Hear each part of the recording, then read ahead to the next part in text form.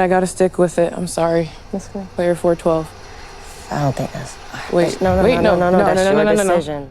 No, you don't get to do that and then say that. Who do you think it was? Hey y'all, it's Nay. Welcome back to my little corner of YouTube. This video will contain spoilers for Squid Game The Challenge Season 2, Episodes 7 and 8. So if you haven't seen them yet and you do not want spoilers, save this video and come back after you do. You are about to hear my thoughts on Episodes 7 and 8, but of course I want to hear yours, so feel free to drop your thoughts below if you do want to participate in the conversation, and give this video a like and a hype before you go. So I am so sorry to jump scare y'all. People have told me before that if they watch a few of my videos and then they come back and I'm standing, it's very confusing for them. But sometimes I need to stand. I usually do it, one, when I have too much energy, two, when I need to give myself more energy. And right now is the latter, because the way that I already recorded this video once, and then when I went to put it into my computer to edit it, it was silent, and I was like, I checked my mic to make sure the mic was on. The mic was on. It was muted. So yeah, I need all the energy I can get to film this video again, because I almost went to bed and said, y'all gonna get this when y'all get it. But, you know, I'm dedicated to my craft. So at the start of episode 7, we're picking up on that cliffhanger that we left off on in the last video. The yellow team is being voluntold by 183, aka the millionaire, that they have to go down this slide. Now the daughter goes first. She's the one that takes the risk. And she ends up flying off into the abyss, never to be seen again. Now I have a little bit of an unpopular opinion here.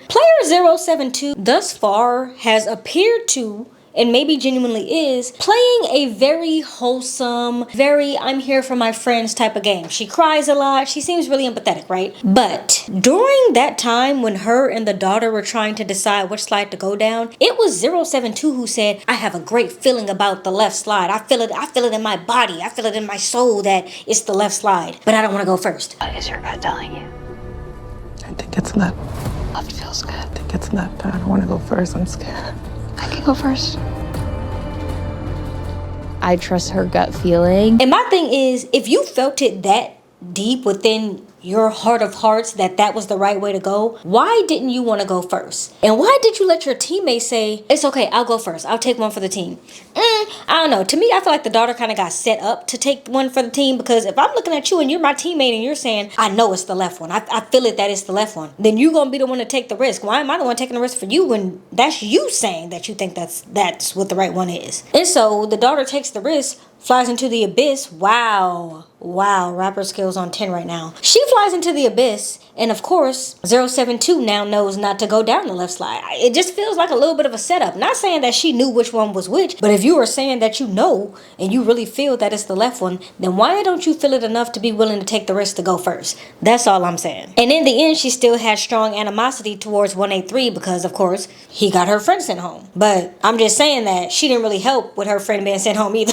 If this game of shoots and ladders didn't prove anything else, it proved one thing, and that's that no matter how close you think you are to winning, you never are close enough. The orange team, up until this point, was the only team to get as close as they were. They were 3 spaces away from the winning spot. They had 2 bad spaces in between them. If they rolled a 1, they were going to have to do the shoots. If they rolled a 2, they were going to have to pick a card, and who knows what that card would have said. If they rolled a 3 or more, they were going to win. Out of all 6 numbers that they could have rolled, they end up rolling a 1, and they have to do the slides. I'm not saying that Netflix is rigging these dice, but what I am saying is, what are the odds that they would roll a 1 right in that position? I mean, I guess the odds are 1 in 6, but like, you know what I mean? Ooh, it's kind of tough that like they end up rolling that 1. So I don't know. That's a tough spot to be in. Luckily for them, they choose the correct slide, and so they don't go into the abyss, but they do get moved down and have to start from a further place. This game was crazy. I wonder how long they were actually playing. Because for us, it felt like, what, 15, 20 minutes maybe? I'm going to put my bet on the fact that that was at least a 2-hour game. Because I'm even thinking about playing board games. Board games take a long time to play. Like, that's a full night of that's why people have game nights. That's a full night of gameplay. So I at least think they had a 2-hour go at that game. Because the way that they kept getting bounced all around and having to go back to the beginning, yeah, that was tough. And because of that, I do think that this game got heated. But I also think that these players started to take the game a little bit too personally. And I know that it's hard for me to say that they're taking it too personally when I'm not the one that's actually playing, and I'm not playing for this $4.56 million.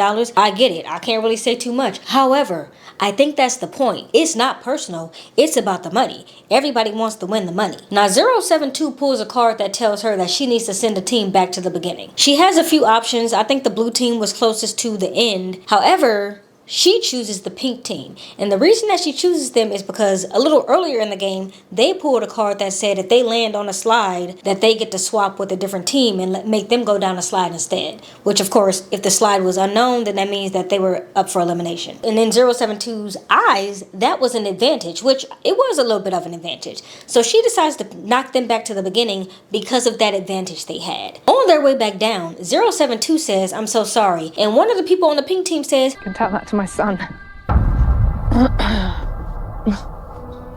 Tell that to my son, she said. And then 072 starts crying. And the reason that I say they're starting to take things a little bit too personally, because the person from the pink team took it too personally because, girl, this ain't got nothing to do with your son. Again, she's playing for this money just like you are. And then 072 took it too personally because for the pink team person, this is about her son. So she didn't mean that as a dig to you. She's just saying her inside thoughts out loud. And I'm really starting to think that people are forgetting what the end goal here is. This is a board game. The goal is to make it to the top and win. So why y'all getting mad about personal digs or taking nothing is personal. It's all gameplay. And we need to remember that. Now, while this entire game of Chutes and Ladders was going on, one person was left out because there was an odd number of people. And that person was Trinity. And I bet Trinity is thanking his lucky stars because he actually got swapped out last minute by the actual person who was left out, and he pulled him out of the game. And I think that person went home, so it ended up working out in Trinity's favor. However, Trinity is coming back for the next game. Circle of Trust. You will all be blindfolded. If you are tapped on the shoulder, please remove your blindfold. Take the gift box and place it on the desk of the player you wish to eliminate. That player will leave the game unless they can guess who gave them the box. If they guess correctly, they are safe. A player who gave them the box will be eliminated instead. If you watched last season, you'll remember that they played this game last season as well. Now, this is a game where you're going to have to let your strategy overpower your emotions, and it's going to be hard if you are an emotional player. Because if you place the box on the desk of someone who you don't like, it might be easier for them to suss out, I know you haven't liked me this entire time, you're more likely to put this box on my desk. So it would be advantageous for you to put the box on someone's desk who you have a close relationship with. However, you're going to have a moral dilemma there because you like them and you don't want to try to get them eliminated. So it really is a game of strategy versus emotions, and you might want to let strategy win because emotions are going to get you taken out every time. I can't remember if they did this last season, but I noticed that the game runners were walking around the circle, and I'm assuming that they did that because they didn't want anyone to be able to tell when someone got up and started walking, because it's quiet in this room, so you can hear a pin drop, you can hear somebody get up, you can hear a desk creak. So you really do have to be strategic and even getting out of your chair and making sure that you don't make too much noise because that person directly next to you is listening for that. So them walking around constantly and having those footstep sounds is better to create more noise in the room. Now, I'm going to say off top that I would suck at this game. My poker face, non-existent. And if I was being grilled on if I put the box on someone's desk or not, I would probably be laughing out of nervousness or laughing out of guilt. And the problem is, no one would be able to tell which one I was doing, so I would probably often be put up for elimination and be brought up again and again and again. Going into this game, player 183 is in the best spot of anyone because he's a poker player. He literally does this for a living, looks people in their face and tells them lies. At least I assume that's what he does. I don't really know how to play poker. I'm not really a gambler, but his skills in poker are definitely coming in handy for him at the beginning of this game. And although I wanted him out and still want him out of the running for this money, I was interested to see how things will play out when he did have the opportunity to put a box down because I wanted to see his poker face in action. In a turn of events, when it is his chance to put a box down, player whose desk he put the box on, 361, feels like she has an inkling that it's him, but she ultimately decides against him. And just as she's getting ready to call out someone else, player 302, the cop, says, I don't really think it's that person. And 361 and the cop are good friends, so she goes, well, who do you think it is, girl? And at the last second, the cop decides that it's not good for her game to tell her who she thinks it is. So she says, I don't know, girl. I don't want to be wrong. I'm just saying. No, you don't get to do that and then say that. Who do you think it was? I do not trust player 183, and 361 is my best friend here. But if I'm wrong, that player's still in the game, and then I'll be targeted next. Faith, go with your gut. You've been right. I don't know. And so 361 goes with the person who she was originally going to choose, and of course she gets out because 183 was the one who placed it on her desk. Now, for some reason, unbeknownst to me, when Circle of Truth is over, 183 decides that he's going to tell the entire group that he is in fact the one who put the box down on 361's desk. He said he was feeling bad about it, and maybe he was, but I'm just not understanding. How could that ever be good for your game, to tell them that you did that? I think it was dumb, but again, I want him out of this game anyway, so if it does hurt his game, I'm not mad about it. And it turns out that wasn't the only dumb decision that 183 was going to make that day. Because when they get back to the dorms, he for some reason decides that this is his moment to be honest with 327, and he tells her, I had won $6.5 million in a poker tournament 2 years ago. Her flabbers are so gasted that this man just said that she's not even fully processing it. She's like, oh, okay, you came in second and the total prize was 6.5, but how much of that prize money was yours? And he's like, no, I had took the whole thing. That whole prize is mine. And she's like, yeah, that was the whole prize, but like, how much of it was yours? And he's like, no, I had took the whole thing. Like, I got the whole thing, sans taxes. And she's like, oh, so you already got money? He's like, yeah, I already got money. 6.5 million. How much did you get? 6.5. But how much did you take? That was second place was 6.5. But like taxes and everything, I got less. First place was 12 million. So you have won this amount of money? Yeah, I have. Dumb. I cannot believe how many people I have seen during this season think that they have a friend in anybody. I don't care how much you trust somebody. I don't care how they have never backstabbed you. There are no friends in Squid Game. And I really need y'all to understand that. And at the end of the day, I don't think it's going to play well for him, because it turns out the only person better at Squid Game than a poker player is an investigator. And not just any investigator, investigator of the year. I was a detective for 4 years. Law enforcement for 7 years in total. I was investigator of the year before. The only thing saving him is the fact that 327 got eliminated from the game, so she didn't have an opportunity to tell anybody, or she didn't have a chance to use that against him. And 327 is a better person than me, because on my way out of that dorm, I would have been like, he's a knitter! He's a knitter!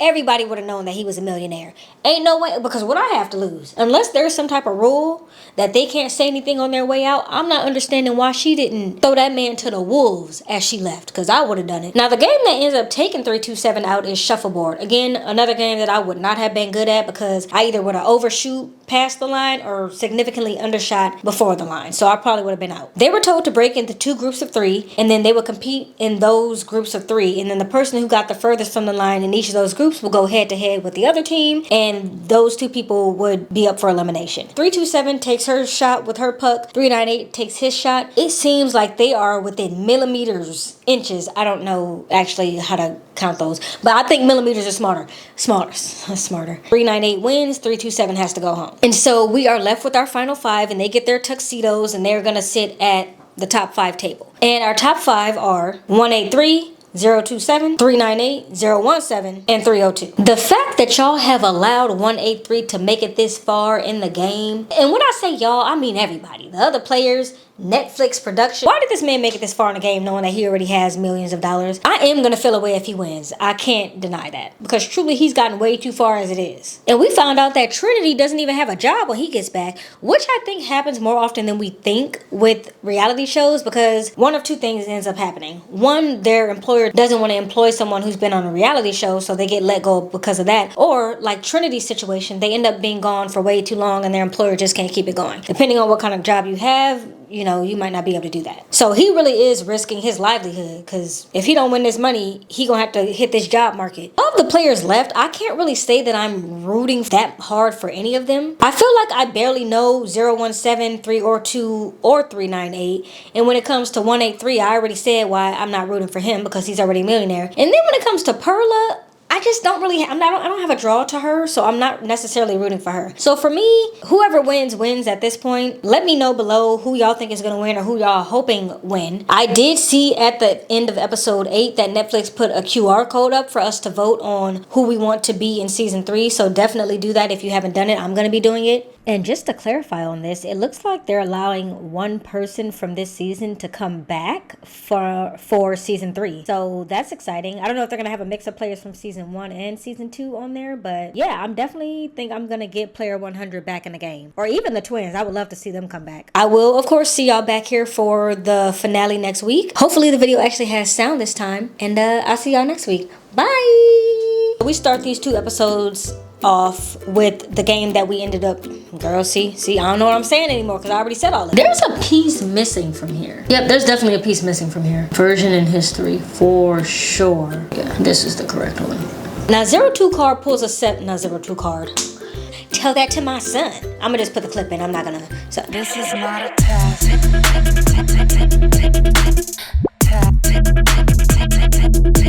is not a test.